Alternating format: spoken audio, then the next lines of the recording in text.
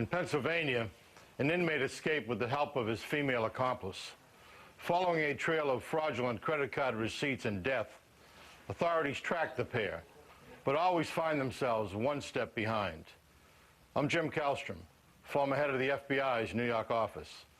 The FBI and police race to capture the deadly couple, who seem to be running with no direction, no sense of fear, and nothing to lose.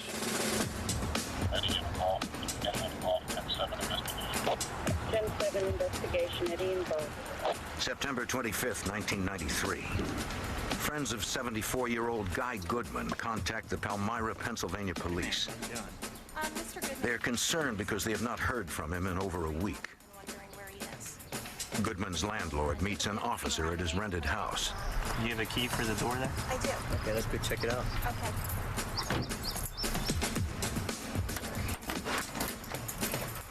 You just want to step back there? All right.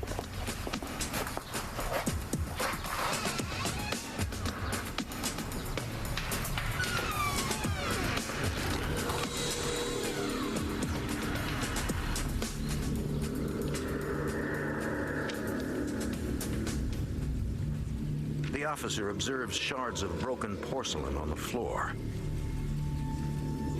and dried blood on the floor and walls.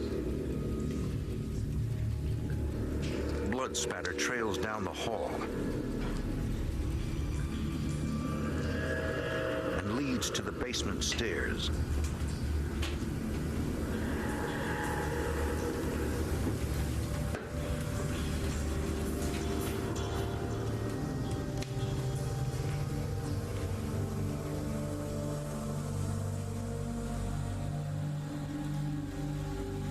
In a storage room, he discovers a body. The officer calls for assistance. Headquarters, code 3, requesting backup. Unit 1833, go ahead. Detective Paul Zeckman of the Lebanon County Detective Bureau takes the lead in the investigation. 10-4, I'll be en route to that location.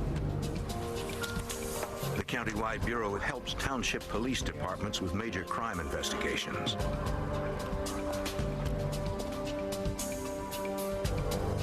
It was evident that the house had been ransacked. The kitchen drawers were open, things were strewn around on the floor. Going down into the basement area, you could see drag marks led from the stairway to a small storage room. The crime scene is gruesome.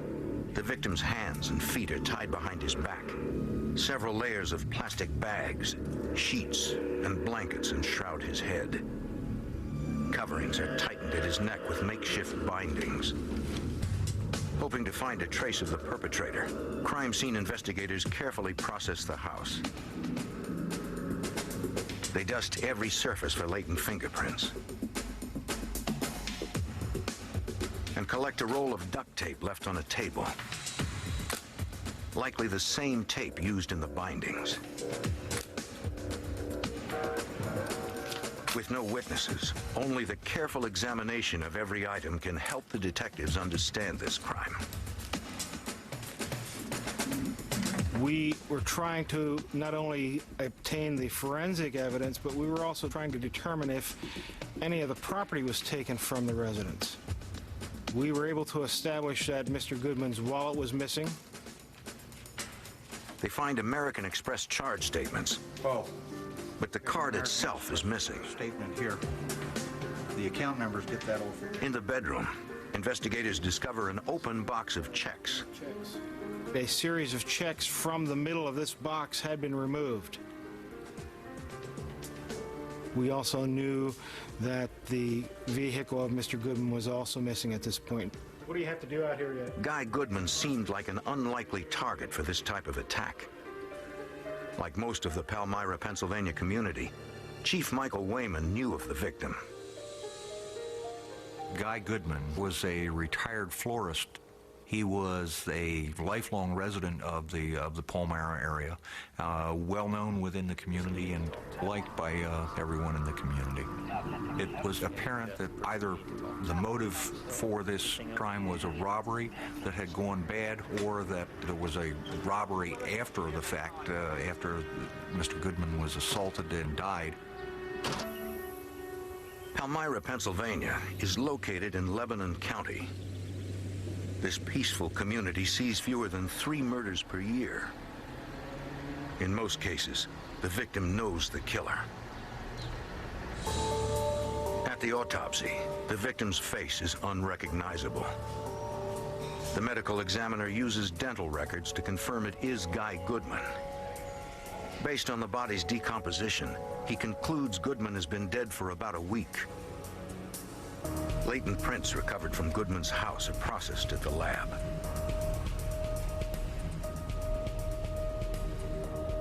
Examiners check the prints against local arrest records and find a match.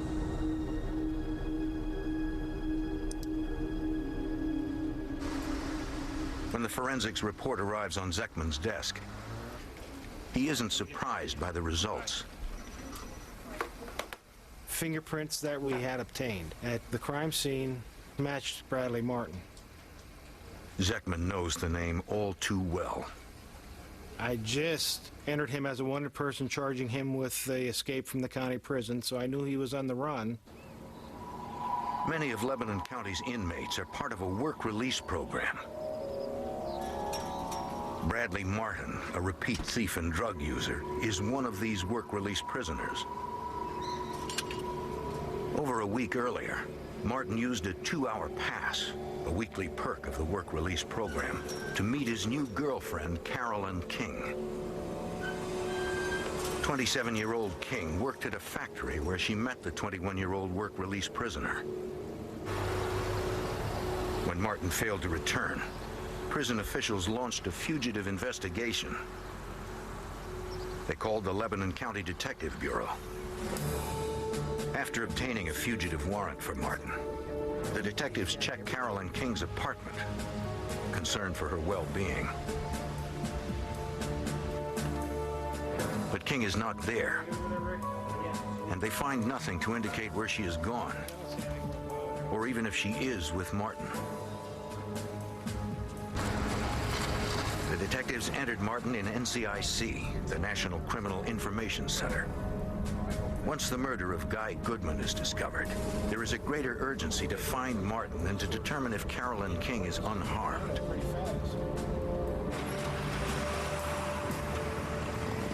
The detectives interview Martin's friends and co-workers. What they learn surprises them. Through interviews, we were able to establish that Bradley Martin and Carolyn King were together several days after Guy Goodman was murdered. We were able to establish that they were together in the Palmyra area, and then it was just blank. Detectives face the possibility that Carolyn King may be Martin's accomplice. Earlier, when Detective Zekman ran a statewide background check on King, she came up clean. He tries again, this time using a national database. He learns she has a long criminal history, including theft and check forgery. Detectives hope to track the suspects using the American Express charge card and the checks stolen from the victim's home.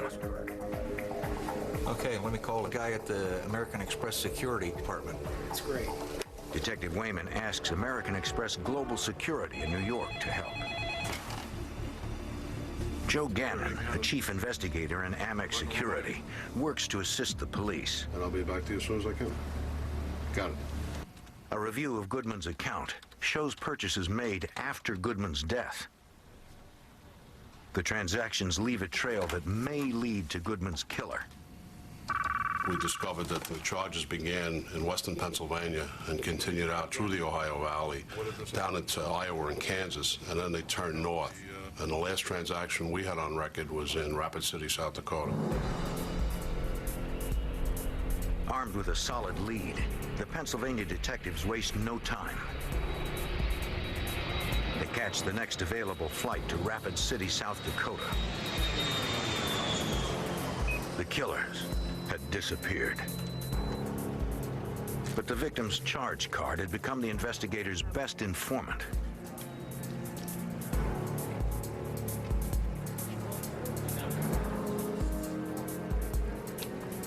Police hope the trail of surfacing transactions will lead them to the murderers.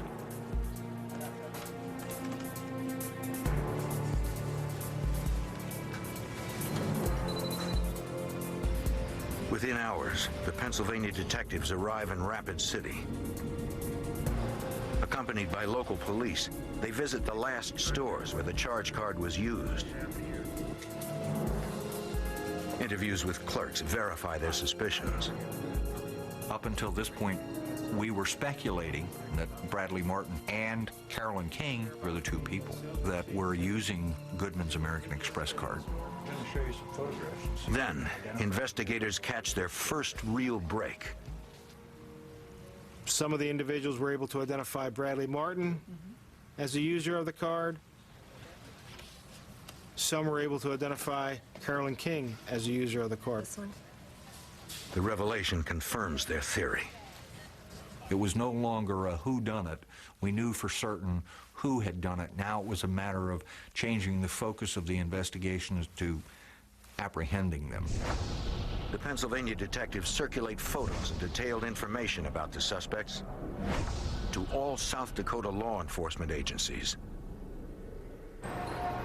The Rapid City Police Fraud Unit, or Bunko Squad, tells them of an interracial couple who've been passing bad checks at local stores. Rapid City Police Department had a black and white bunco team who were trying to do a con game within the area. It was a black female and a white male driving a vehicle with Virginia plates. We knew that this fit the description of Carolyn King and Bradley Martin. We knew that Carolyn King had a vehicle with Virginia plates. We felt that they were there working in the Rapid City area. Driver's license registration, please. The Pennsylvania detectives assist as Rapid City Police pull over the couple in the car with Virginia plates. They confirm the couple is the team Rapid City detectives have been hunting, but not the suspected killers. The black female and the white male were in fact not Martin and King. They were just simply another couple that matched the description and who were doing their own criminal activities. American Express informs the detectives there have been no new charges in over a week. The investigation appears to be back at the beginning with no leads. Okay, what I can do for you is give you... But King and Martin are having trouble using their murder victims' out-of-state checks. Let me get my manager for you, ma'am. They need another source of cash.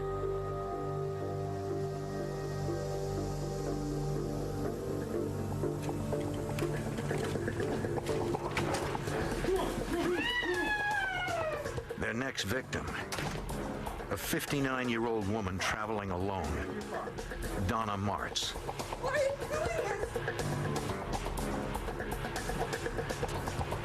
The terrified woman complies when they force her to take them to her car.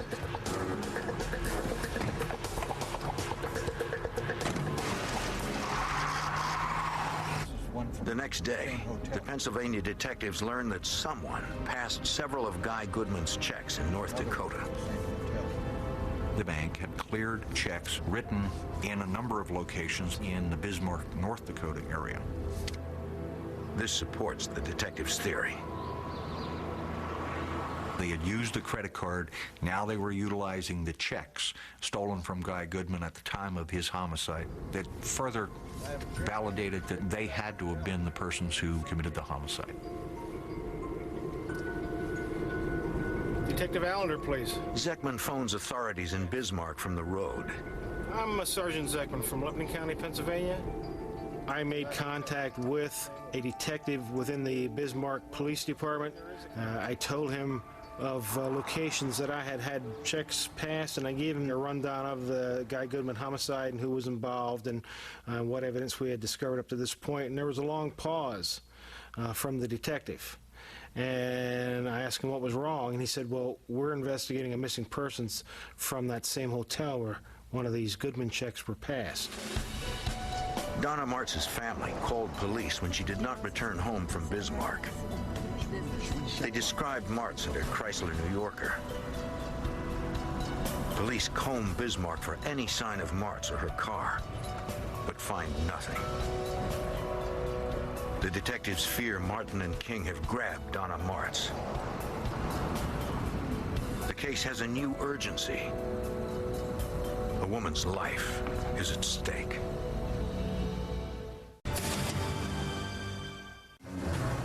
Police investigate the death of 74-year-old retired florist Guy Goodman, who was severely beaten, then murdered in his rural Pennsylvania home. Investigators determined that the victim's charge card and a book of checks were stolen.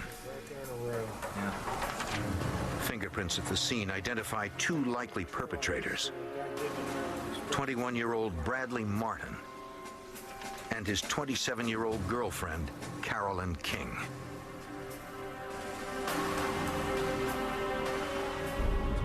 Pennsylvania detectives Paul Zeckman and Michael Wayman follow the pair of fugitives to Bismarck, North Dakota, and learn authorities there are investigating the disappearance of a woman from the same hotel where one of Goodman's checks was passed. Donna Martz, a traveling tour guide for an interstate bus line, was last seen at the hotel where the suspects were staying.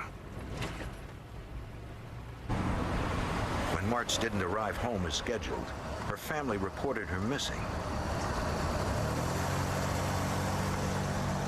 Local authorities issue an APB on Martz's Chrysler New Yorker. The Bismarck FBI joins the case, led by Special Agent Craig Welkin. The FBI and the North Dakota Bureau of Criminal Investigation set up a task force which was joined by other agencies, including the Bismarck Police Department and the local Sheriff's Department. When the Pennsylvania detectives arrive in Bismarck, they share the information on the fugitives that they gathered over the past week. They became an integral part of the task force on this case. The linking of King and Martin was very critical in the investigation. With potential suspects identified in the abduction of Donna Martz, the task force still struggles for viable leads. They continue to search the hotel. We spoke with the clerks at the hotel in Bismarck where Donna Martz was last seen. And they were able to tell us that Bradley Martin and Carolyn King had stayed at the same hotel. Hotel personnel also recall that around 9 a.m. on September 26th, King and Donna Martz were only a few feet apart. No one noticed Martz leaving the hotel with anyone, but investigators fear she's been kidnapped. Now they need to find out where the fugitives went next. Then, police discover Guy Goodman's car, abandoned, outside Bismarck. There is no sign of Donna Martz. And the search reveals only receipts from stores along the suspect's route and several unused checks bearing Goodman's name. Once again, the suspects have left authorities with no leads. FBI Special Agent Craig Welkin knows they must find Martz before her kidnappers decide to kill her. Everybody in an investigation like this is extremely busy. Lots of information coming in, including information that really is extraneous, but you don't know that at the time. So there's a lot of sifting and sorting of information, a lot of trying to prioritize and make sure that your primary emphasis is in the right direction to recover the victim alive and well and apprehend the suspects. Sleepless hours pass with no leads. Then, a break. Working with Donna Martz's bank, detectives learn her credit card was used in a shopping mall more than 100 miles away. She had no relatives out there. There was just absolutely no reason for her to go that way. The FBI dispatches teams to interview sales clerks at the mall. None of the clerks can positively identify Martin or King as the user of the card. But they are sure Martz did not make the purchases, which were for young men's clothing. Did they say where they were going? The next significant lead comes when Martz's account posts a withdrawal in Montana. It occurred days earlier at an ATM in the small town of Shelby. Montana FBI agents bring the ATM surveillance tape to the command post in Bismarck. Detectives Wayman and Zeckman positively identify Bradley Martin using Martz's credit card. It is the first definitive proof linking the suspects to Donna Martz. The tape confirms Martin and King traveled west, but there is still no sign of Martz. The evidence is building. Yet investigators' main concern is not prosecution, but finding Donna alive.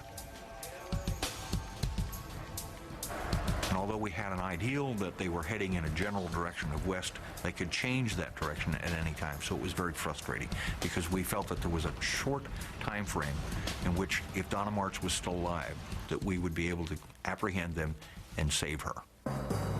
Special Agent Welkin knows they must speed up the process of tracking the victim's credit card usage. I contacted Ben Patty, a retired FBI special agent who was employed by a major credit card company issuing Donna Martz's card. At Visa's San Francisco headquarters, International Fraud Control Director Ben Patty agrees to help. Normally, when a cardholder uses their credit card, that bank that issued the card will not see that transaction information for 2 to 3 days. That's when it's posted, and the bank would then know where the transaction occurred. Craig Welkin was really wanting to find out when the card that belonged to Donna Martz was used in real time, which we could not do with the systems as they were at that time. To locate the suspects the instant they use the card, Visa must create a complex reporting system for a single credit card. But Donna Martz's life is on the line. We contacted the systems people in the computer center and explained to them what we wanted. They said, okay, we'll go into our systems, make the necessary changes in the mainframe computer so that this specific cardholder number could be captured as it came through our systems. The programmers estimate it will take at least 24 hours to create and implement the new program.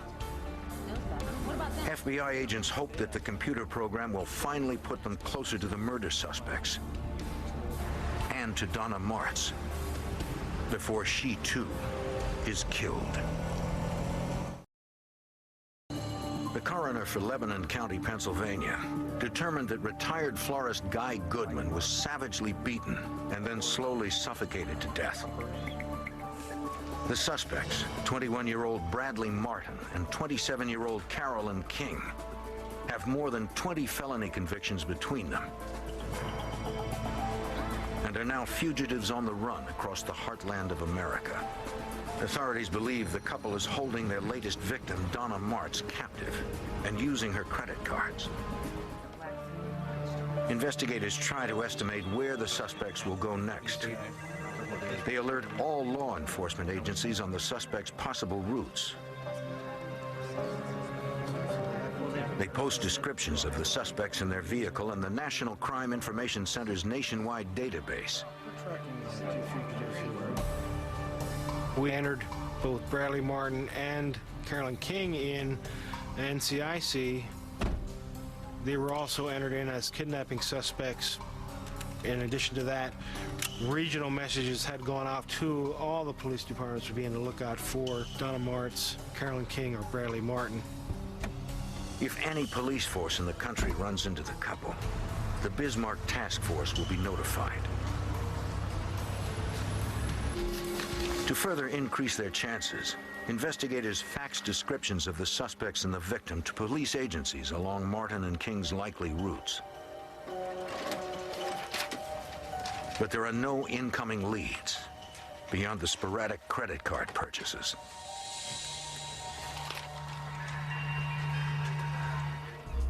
The FBI receives an update from the Visa Corporation in San Francisco.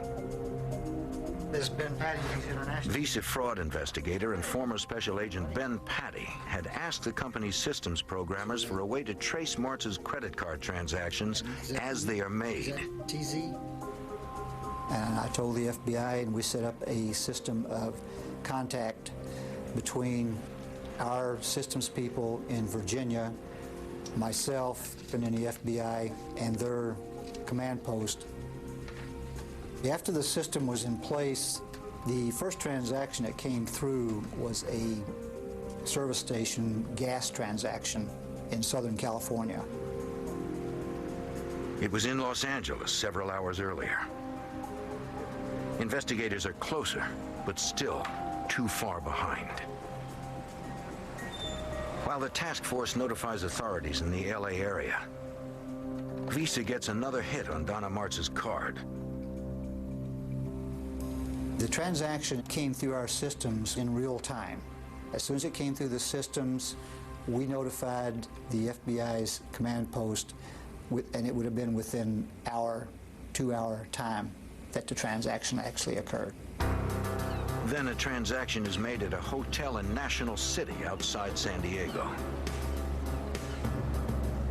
Agents at the command post contact the FBI's San Diego field office. And the lead goes to Supervisory Special Agent Sam Stanton. We received information that the Donna Martz credit card had been used at the hotel in National City. So immediately I dispatched agents over to the hotel off of Interstate 5. Agents interviewed the manager and the security guard and employees at the hotel and was able to determine that a couple matching Martin and King had stayed at the hotel using Donna Martz's credit card. But the couple checked out 2 hours earlier, paying for the room with the Visa. Police officers and FBI agents swarmed the area, checking hotel parking lots, convenience stores, and gas stations for Donna Martz's Chrysler New Yorker or any sign of Martin and King. Special Agent Stanton knows finding the car is a long shot, especially when that car has a 2-hour lead on authorities. I know it's been a couple of days, but have you heard from Brad or Carolyn? Well, Then, the Pennsylvania detectives finally catch a break that narrows the search.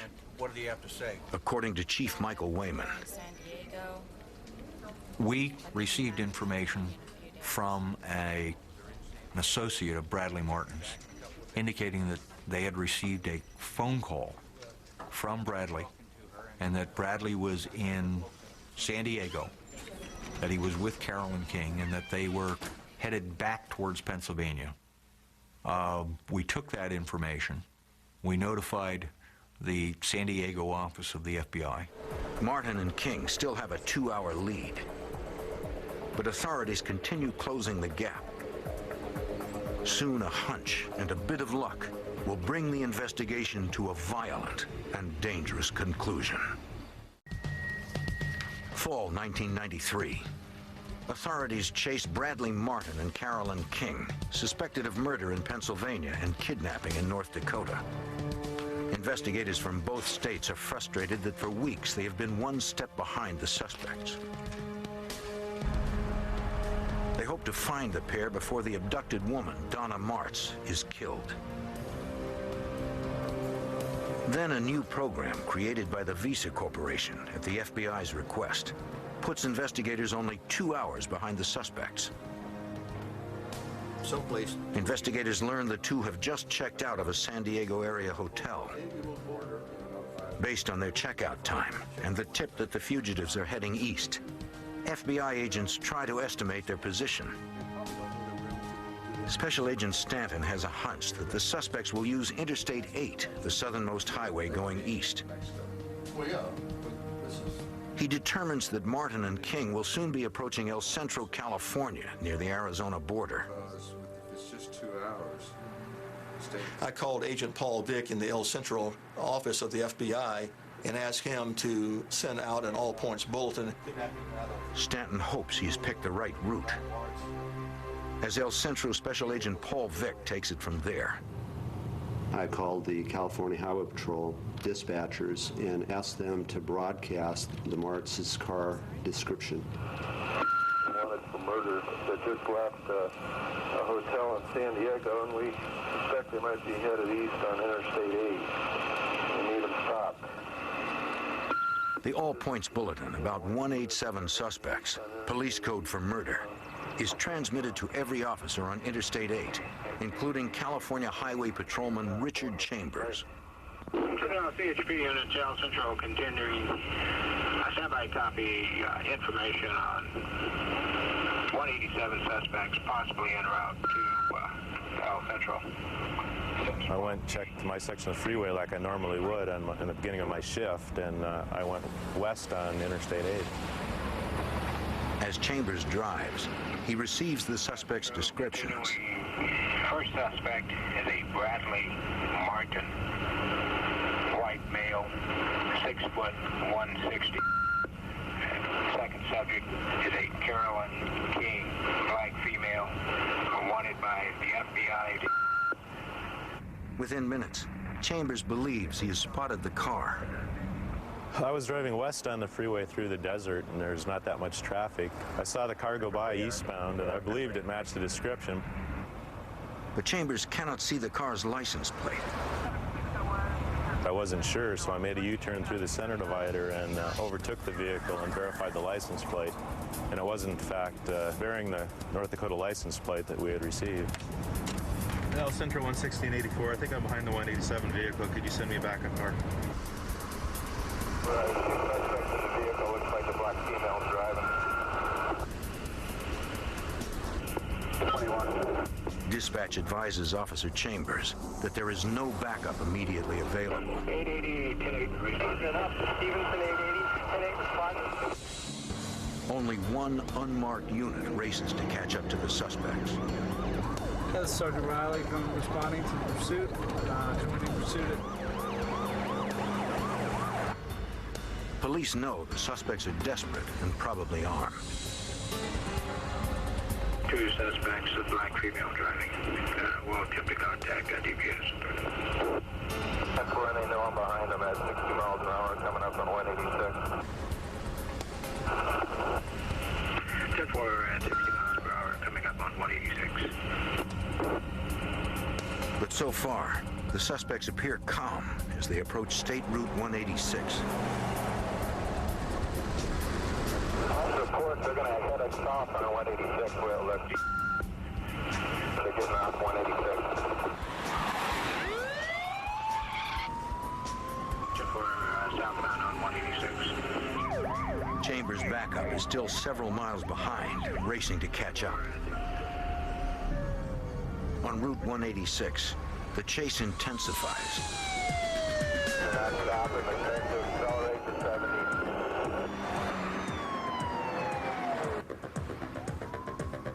The suspects try to shake Officer Chambers, but he maintains pursuit, even as they escalate to 90 miles an hour. El Centro, notify YPD and DPS. Looks like we're going to be going north, and they go out eastbound. Proceeding eastbound in Arizona. The suspects cross into Arizona with Chambers on their heels. Although a California officer outside of his jurisdiction, Chambers continues his pursuit. He relays information to Arizona authorities. Then, the danger increases. The male passenger did come out of the right front window with a handgun. As the cars speed toward the town of Yuma, Arizona, dozens of officers listening in race to cover Chambers. October 5th, 1993. California Highway Patrol Officer Richard Chambers engages in a high-speed chase with murder and kidnapping suspects Carolyn King and Bradley Martin. Near El Centro, California, the pursuit crosses into Arizona.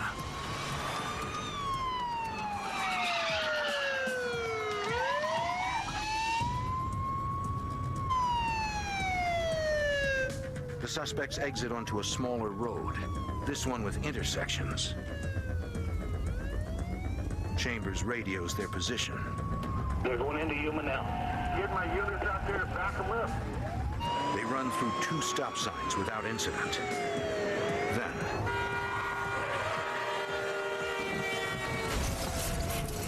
when they crash, the suspects flee on foot. I got out of my car and drew my pistol and ordered them to stop, and I told them if they didn't stop, I'd shoot, and at that time the female did stop. Then, Carolyn King orders Martin to stop. Hey, get down!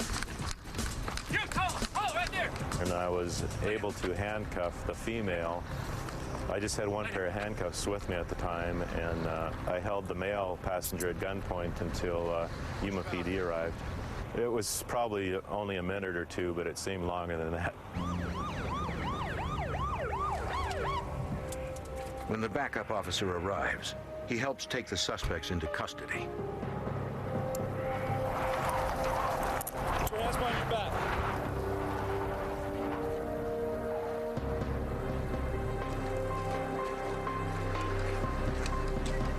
After a 2-week cross-country flight, pursued by police and the FBI, Carolyn King and Bradley Martin have finally been stopped.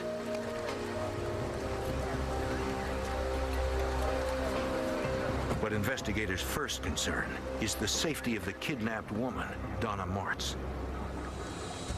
She is not inside the car.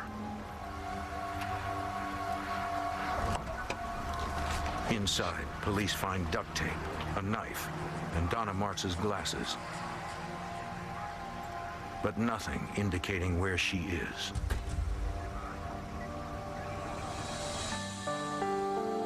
Martin and King are taken to the Yuma Police Department, but they refuse to tell officers what happened to the kidnapped woman.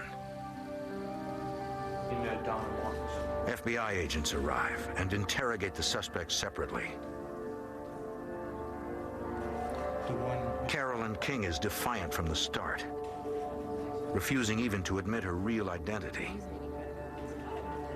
She claims no knowledge of Donna Martz. Another agent is unsuccessful with Bradley Martin as well. When Special Agent Paul Vick reaches the station, he learns that Martin has refused to talk. Bradley Martin was pacing back and forth with his hands handcuffed behind him. He appeared to be in some kind of discomfort. Vick decides to try another approach. Martin told me that his neck hurt and he had pain extending down into his right arm. Hoping to win Martin over and get him to cooperate, Vick offers to recuff him in front so he will be more comfortable. His strategy works. Martin told me that he would speak with me. The agent reminds Martin he had earlier invoked his right to an attorney, but the suspect says he is now waiving that right. Vick drafts a statement to ensure Martin's waiver will hold up in court. Once he agreed to that, he signed this piece of paper that I wrote out that he agreed to talk to me, even though he had invoked earlier. After he signed that document, I looked him straight in the eyes and I told him that I knew that he killed somebody in Pennsylvania, but that I wanted to know that Martz was okay. And then I told him, "Is she okay?" And Martin looked at me and he told me, "No, I killed her." The news devastates everyone who had hoped to save Donna. At the conclusion of the interview with Martin, we obtained a map which showed approximately where Martz could be located in Nevada.